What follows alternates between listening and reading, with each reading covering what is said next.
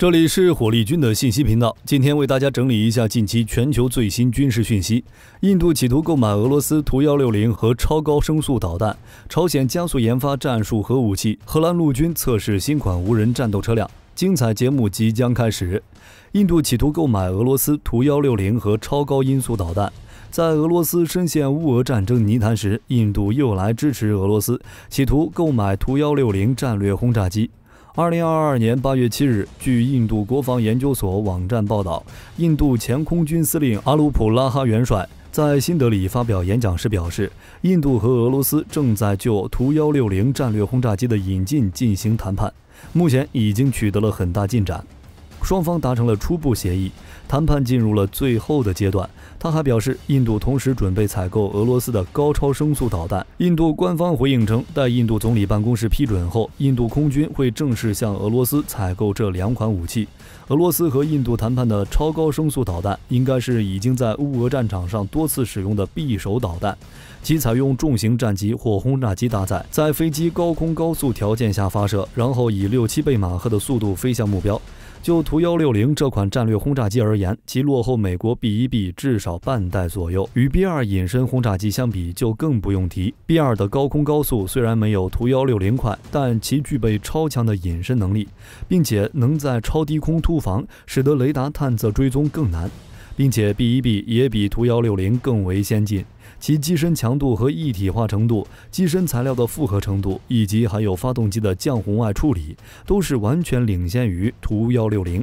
更不要提信息系统和其他平台的信息共享程度等等，图160与之相比都差一大截。当然，如果跟美国以外的其他国家相比，图160还是很先进强悍的战略轰炸机，有着超大航程和超大的载弹量，其超过2马赫的高速，使得包括 F-35在内的大多数战机都追不上。如果俄罗斯真准备把这样一款轰炸机要卖给印度，并还准备出售超高声速导弹，其对印度军力的提升是不言而喻的。比如图160携带超高声速导弹，还有大量其他导弹和精确制导炸弹，高空高速靠近敌方防空区域外围，用超高速导弹打掉地面雷达，然后进入防区，对于重要目标和设施予以狂轰滥炸。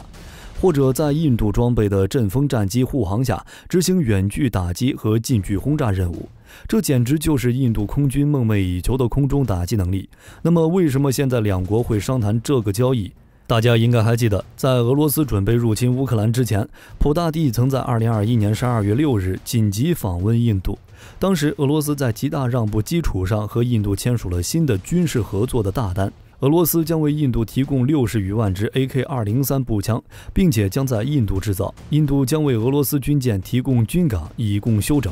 俄罗斯向印度开放远东军港，以供印度军舰休整和补给。普大帝的目的就是拽住正在急速转向美欧的印度，把这个事情做实后，普大帝才开始对乌克兰发动全面战争。在俄罗斯攻入乌克兰之前，全球都开始制裁俄罗斯，而印度自身就相当尴尬了。如果跟着制裁，则已给俄罗斯的预付军购款可能打了水漂，之前买的海量俄式武器的维护都会成为问题。而俄方则开始给印度超低价提供石油天然气，印度则全力购进储存，或当作可能性损失的提前补偿。现在俄罗斯又准备卖给印度其最想要的战略轰炸机和超高声速导弹，司马昭之心昭然若揭，明摆着就是要将印度更进一步捆绑在俄式武器的战车上。但对于俄罗斯而言，将这些从不出口的战略大杀器卖给印度，也意味着俄罗斯手中的牌要打完了。俄罗斯现在的所有武器，印度能看上的也就是这些了。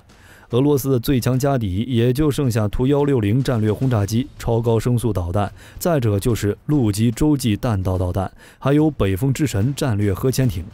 而俄罗斯现有的战机，印度肯定是已经看不上了，毕竟其最强的苏35都被乌克兰击落2-3架了。法国之前就给印度提供了阵风战机，无论是欧洲还是美国战机，都比俄式战机强得多。至于俄罗斯的水面舰艇和潜艇这些，经过乌俄战争这一役，俄罗斯海军算是彻底坐实了澡盆舰队的称号，印度恐怕更是不想买了。因此，印度最想要的，也觉得从俄罗斯身上能扒下来的，就剩图160战略轰炸机和超高声速导弹了。如果俄罗斯真的把这俩玩意儿卖掉，俄罗斯对印度就再也没有啥吸引力的东西了。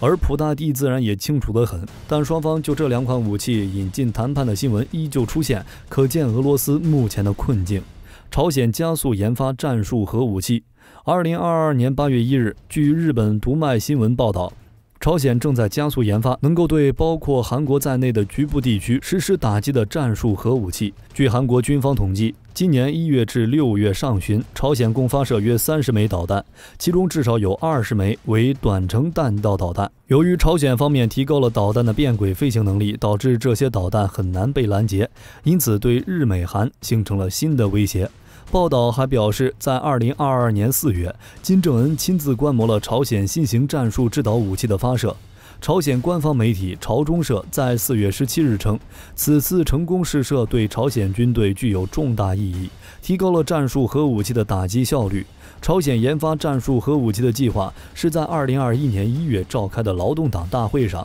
作为国防科学发展及武器系统开发5年计划的一部分被首次提出。一直以来，朝鲜的核导弹研发被认为是以打击美国本土的洲际导弹为主，而战术核武器以破坏敌方军事设施为主要目标。与战略核武器相比，射程更短，爆炸的威力也被控制在较低水平。朝鲜以往的6次核试验都被外界认为是战略核武器研发的组成部分，但如今朝鲜的战术核武器计划被曝光，意味着外界对朝鲜核武器的研制产生了误判。朝鲜方面的目的究竟何在？韩国国防部前高官金廷业认为，朝鲜在射程可达美国的洲际导弹技术方面并不自信，希望通过战术核武器弥补威慑能力方面的不足。也有观点指出，在核战力以外的常规力量上，朝鲜远远落后于韩军，这也促使朝鲜研发战术核武器。但无论是哪方面的猜想，朝鲜对于周边国家的威胁肯定是更大了。荷兰陆军测试新款无人战斗车辆。近日，荷兰陆军第13轻步兵旅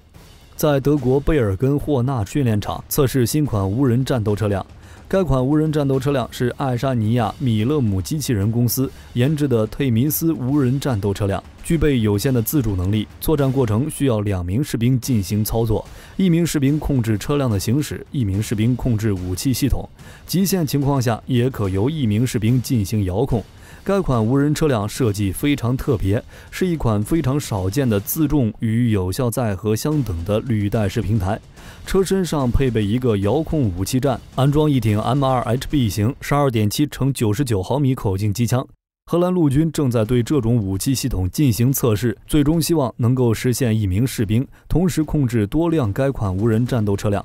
目前，欧洲多个国家已经测试过这款无人战斗车辆，但大多数并没有配备武器系统，只是充当伴随步兵行动的运输载具。此次荷兰陆军的测试将全面开发其战斗效能。好了，这就是今天的全部内容。你们认为俄罗斯将图160和超高声速导弹卖给印度的可能性有多大？欢迎将看法发表在评论区。我是火力军，我们下期再见。